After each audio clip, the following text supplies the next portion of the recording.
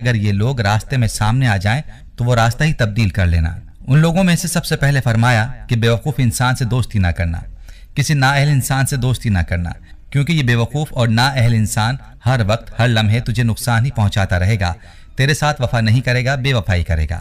مولانا روم رحمہ اللہ فرماتے ہیں کہ ایک اللہ والا شخص تھا، اللہ کا ولی تھا۔ ایک سانپ بھاگتا ہوا ان کے پاس آیا اور کہا کہ اللہ کے واسطے مجھے اپنے اندر جگہ دے دے۔ اب اس نے اللہ کا واسطہ دیا اور کہا کہ اللہ کے واسطے مجھے اپنے اندر جگہ دے دے، تو یہ تو اللہ والے تھے۔ اللہ کا واسطہ دیا تو اپنا منہ کھول دیا اور وہ سانپ منہ کے راستے اس ولی کے اندر چلا گیا۔ جب یہ سانپ اللہ کے ولی کے اندر چلا گیا تو کہنے لگا، بتا میں تیرا دل پہلے کھاؤں یا تیرا کلیجہ پہلے کھاؤں؟